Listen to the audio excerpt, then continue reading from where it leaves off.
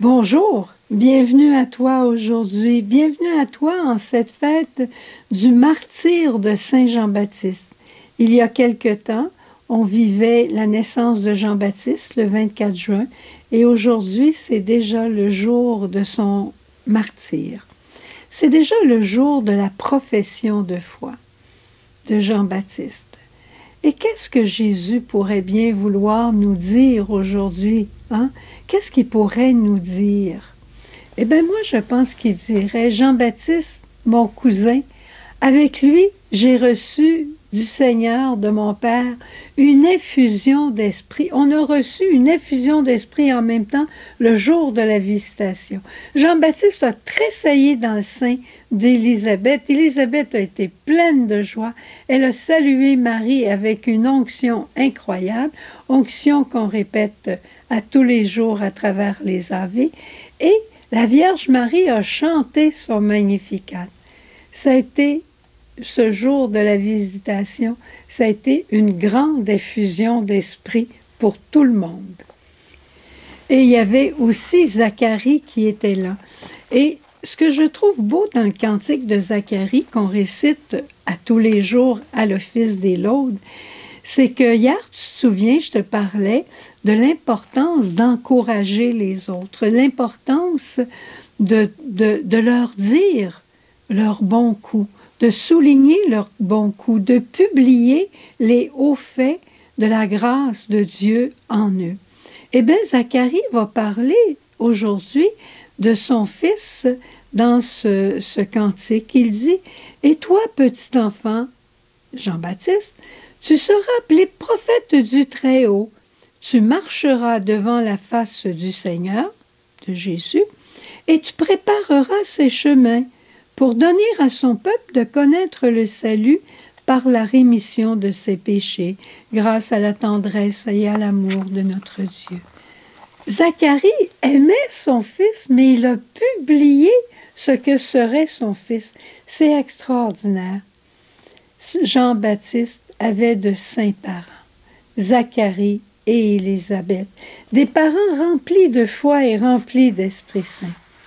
Ce qui caractérise le plus Jean-Baptiste, c'est son humilité.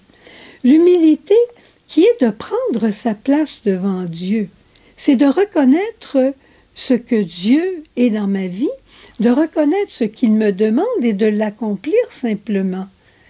Pas nécessairement la dernière place ni la première place, mais celle que le Seigneur me donne.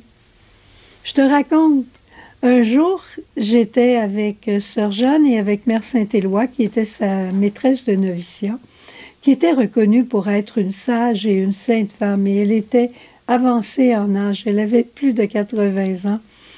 Et je dis à Mère Saint-Éloi, j'étais dans mes premières années de vie religieuse et j'étais encore très orgueilleuse.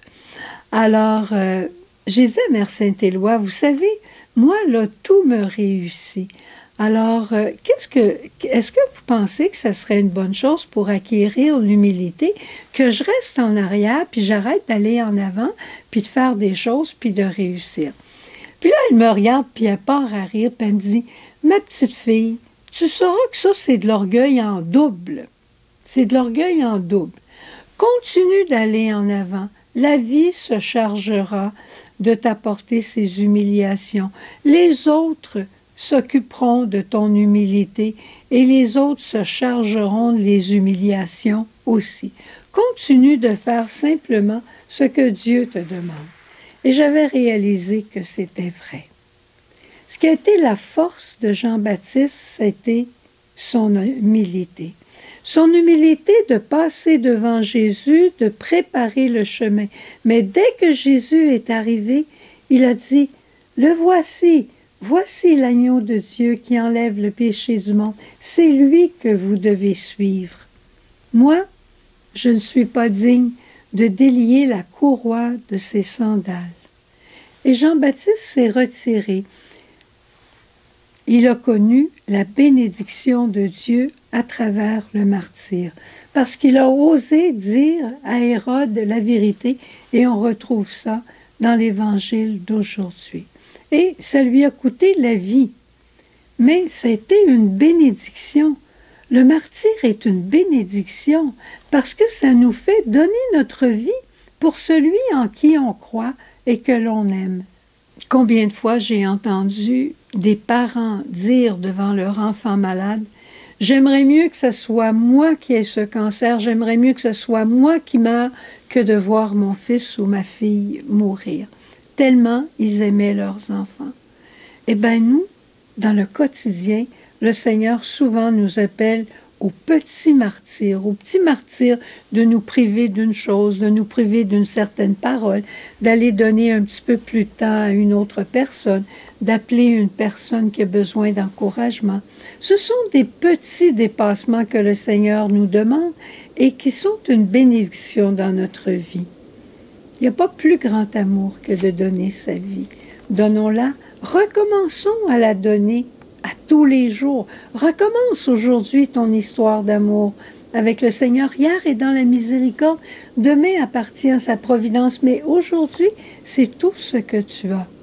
Et cela, qu'importe ton âge, que tu aies une vingtaine d'années comme Michael ou que tu aies, comme moi, l'âge que j'ai, un âge noble et avancé, le Seigneur peut encore te faire grandir.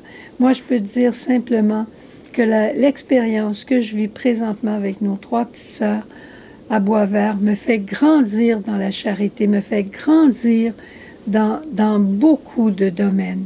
C'est un grand cadeau que le Seigneur me fait en me demandant d'être à leur service. Alors, prenons quelques instants avec le bon Dieu et allons lui demander cette grâce de l'humilité, de prendre la place qu'il nous donne et de la remplir avec joie jusqu'à donner notre vie. Au revoir, bonne journée, à demain.